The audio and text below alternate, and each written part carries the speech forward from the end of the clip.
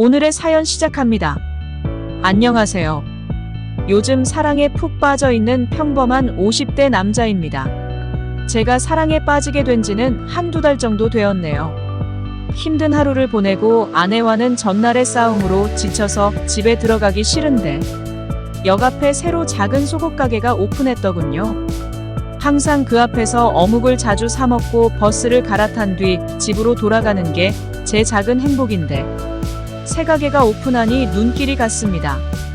맨날 해진 속옷도 새로 안 사주는 아내를 생각하며 툴툴대는 마음으로 어묵을 3개 정도 집어먹었을 때 포차로 누군가 들어오더군요.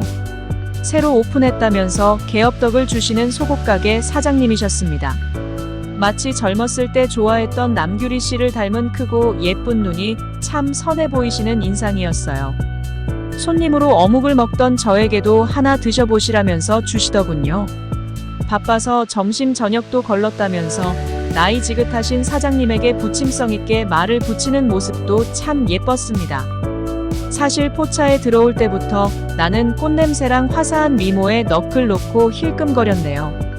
청바지 밑으로 드러나는 얇고 하얀 발목도 너무 예쁘시고 내 첫사랑도 이런 여자였는데 어쩌다가 아내와 결혼하게 돼서는 신세가 처량합니다. 집에 가면 또 잔소리하면서 이러네 저러네 돈 벌어와 하면서 잔소리해요. 하루 종일 저를 못살게 굴면서 눈치 줄 걸 생각하니 또 울적하더군요. 참새처럼 조잘조잘 거리다가 손님이 오는 걸 보고 후다닥 먹던 걸 입에 우겨넣고 들어가시는데 뒷모습도 아름다우셨습니다. 포차 사장님도 성격 참 좋은 것 같다면서 저렇게 부침성 좋고 발랄한 사장님은 오랜만에 보내 하시면서 껄껄 웃으시더군요. 어묵을 다 먹고 닭꼬치도 하나 먹고 주섬주섬 속옷집으로 향했습니다. 어차피 속옷도 다 떨어져 가고 아내는 바꿔줄 심산이 아닌 것 같으니까 살게 있다고 생각하면서 방문했죠. 잘 정돈된 가게에서 웃으면서 맞아주시는 사장님을 밝은 데서 보니까 더 아름다우시더군요. 어떤 걸 찾아드릴까요? 목소리도 꾀꼬리 같고 정말 꿈꾸던 이상형을 만난 것 같았습니다. 남자 속옷을 보러 왔다고 했더니 어떤 스타일을 좋아하시냐면서 조근조근 물어보시는데 상냥한 여자의 안내를 받아본 게 언젠지요. 세트로 2팩을 구매하고 집으로 돌아오는 내내 웃음이 떠나질 않았습니다. 집에 오니 역시나 바가지 박박 긁은 아내를 피해서 씻으러 들어갔더니 쫓아 들어와서까지 뭘 사왔냐고 물어보더군요. 네가 바꿔줄 생각을 안 해서 내가 사왔다 하니 참 돈도 썩어난다고 비싼 속옷을 사왔다고 화풀이를 하더군요. 내가 돈 벌어서 이 정도 속옷도 못 사 입나 처량하고 화가 나는 마음을 감출 수가 없어서 또 한바탕 했습니다. 방에 있던 아이들도 나오더니 엄마를 뜯어말리고는 뭐 이렇게 화려한 팬티를 샀냐면서 웃더군요. 아이들에게도 비웃음 당하는 것 같고 이래저래 마음의 상처를 안고 잠이 들었습니다. 회사를 갈 때에도 자꾸 그 속옷 가게를 쳐다보게 되고 퇴근할 때에도 몰래 사장님의 모습을 훔쳐봤습니다. 퇴근하고 돌아오는 길 어묵을 사 먹으러 들어간 포차에서 종종 마주치기도 했죠. 어떻게든 더 말을 걸고 싶어서 어떻게 해야 하나 고민하다가 주변 친구 녀석들한테 속옷도 사다 주고 아이들 속옷도 사갔습니다.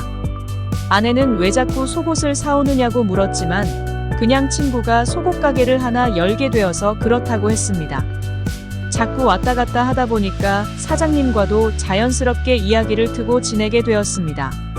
사별하고 어린 아들을 하나 키우고 있다는데 씩씩하게 살아가는 모습이 더욱이나 빛나고 아름답게 느껴지더군요.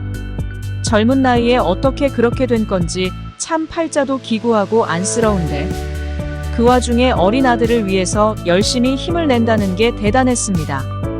괜시리 마음이 쓰이고 동정심이 들다 보니 과일이나 작은 선물들도 회사에서 얻게 된 거라고 가져다 주었죠. 어느 날 또 방앗간처럼 조카 걸 산다고 해야겠다며 그 가게에 들렀더니 아들이 와 있더군요.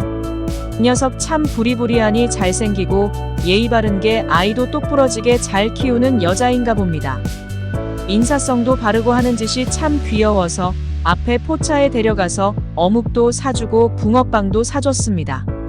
붕어빵을 만들고 있는데 급하게 아주머니 한 분이 들어오시면서 자기가 먼저 살 수 없겠냐고 묻더라고요.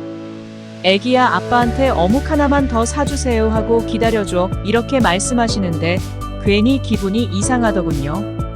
이 나이에 이렇게 어린 아들이 있다고 생각하시는 것도 참 민망했지만 아이가 아무 말도 없이 고개를 끄덕이는 것도 참 애잔했습니다.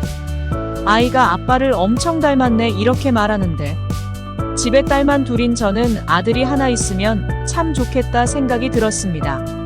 아이 손을 잡고 붕어빵을 사들고 다시 가게로 돌아가니 웃으면서 고맙다고 제잘제잘 이야기하는 사장님을 보니 저 사람 옆자리가 나였으면 좋겠다 생각했습니다.